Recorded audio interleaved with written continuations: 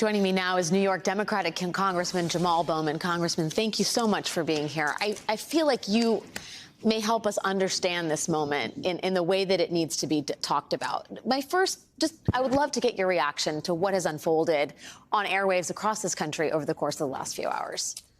So this is an expulsion because members of the Tennessee legislature stood up for our children and spoke out against gun violence because guns are the #1 killer of children in our country. 9-year-old children were killed. In Sandy Hook, 6-year-old children were killed. Imagine going to the funeral and looking at the size of a 9-year-old casket or a 6-year-old casket. Thank God for these Tennessee legislators for speaking up and pushing back against what's happening in Tennessee, but it's also happening around the country. Republicans are sacrificing the lives of our children in protection of the Second Amendment. If we can't protect our children, we don't have a democracy. Our democracy is broken, it's rotten, it's sickened, it's cancerous if we allow children to be killed. That's what's happening, and I'm glad to see the pushback. They were expelled, but their expulsion is going to lead to the continued organizing and grassroots movement that's happening in Tennessee and across the country. Young people aren't standing for this. People of my generation aren't standing for this. It's time for a movement to transform America into what it's capable of being. I feel like it's almost generous to suggest that the reason Republicans are doing this is because of the Second Amendment, because I look at it and I think, well, maybe on its face, this is about the NRA and about gun rights, but it seems to be about something deeper. And race is absolutely what appears to be part of this, but also just naked partisan gain, owning the libs, putting them in their place, the parallels that are being drawn between this and January 6th. It's like Republicans have been looking for a way to paper over what is such a heinous, ugly chapter in their party's history, which is to say the January 6th insurrection. They're trying to draw a parallel with what's happening here to make themselves look less poisonous, less ugly. Yeah. And let's just first unpack the racial piece of it, because it is 2 lawmakers of color who are ejected from the legislature and a white woman who is left in. I think the answer may be obvious, but how do you read that? Racism, simply put, but another layer of the racial piece to this. As long as black and brown people are disproportionately killed by guns in our country, Republicans are okay with things as they are. This is a Republican Party, and this isn't a sick ideology passed down from generation to generation. This is slavery, Jim Crow, the Ku Klux Klan, eugenics, the Second Amendment, the Great Replacement Theory, right? It's all of that balled into this thing.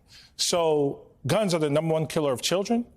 Also, disproportionately, black and brown people are killed by guns in comparison.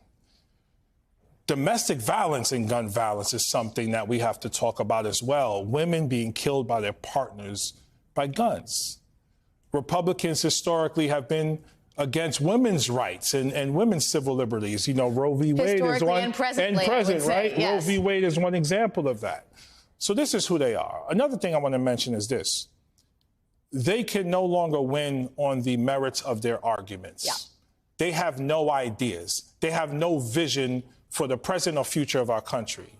So they want to take us back to a time of continued oppression. And now that they're in supermajorities and wherever they have power, they are going to be heavy-handed with that power. So we have to be heavy-handed with our resistance to that power. And the First Amendment is about peaceful assembly and speaking out, which is what those legislators did.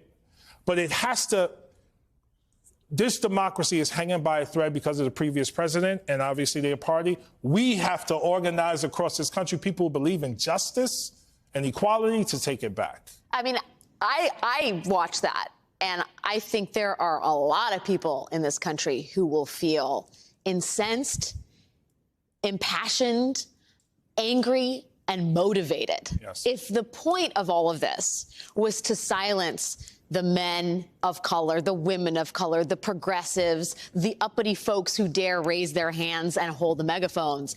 Well, they got another thing coming to them. I mean, it really feels like this is an inflection point. This is a signal moment for people who care not just about gun safety, not just about representative democracy, but about the sort of big future of the American project, right? Like, this is a big deal.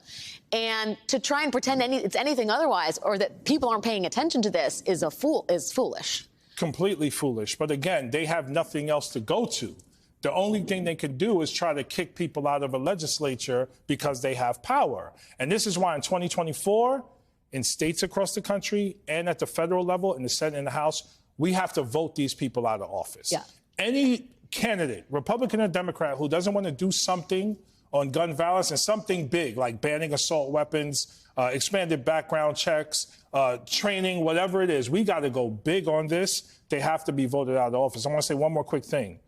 I want to see the Memphis Grizzlies refuse to play an NBA game because of what happened today. Do you think that's going to happen? I want it to happen because then you'll see movement. I want to see the University of Tennessee players, who are mostly black, refuse to play in a college football game. Start hitting Tennessee and Memphis in the pockets. I guarantee you those Republicans will begin to behave differently. I want to play a little bit of sound from Justin Pearson, who is one of the legislators who was kicked out of office. This is from the press conference that just happened. I know we had some audio problems in the last hour, and he's been an incredible speaker throughout this saga. This is what he had to say. Let's take a listen. It's always in the places and with the people who get pushed to the periphery, the people who get told to be quiet, the folks who get expelled, the people who are pushed to the margins, that show the society what it truly means to fight, what it truly means to get to the center of the conversation, to get to the issues that are at stake. And sometimes that takes breaking a few decorum rules. Sometimes to get from the periphery in the back of the house, you got to go to the well of democracy and demand that democracy be true for everybody, not just for rich white men in suits, not just for rich white people who got these positions of power perpetuating the status quo. You know, there is a moment in American politics when the sort of, impassioned, incensed rhetoric from clearly the progressive wing of the party would have seen, on the left side. I feel like this is now the mainstream opinion in the Democratic Party. And I wonder how, have you talked to other folks in the Democratic caucus about what's happening in Tennessee? Is the feeling of anger shared across the spectrum of Democrats, from centrists to progressives? Absolutely. It is shared. People are enraged at what's happening and what has been happening.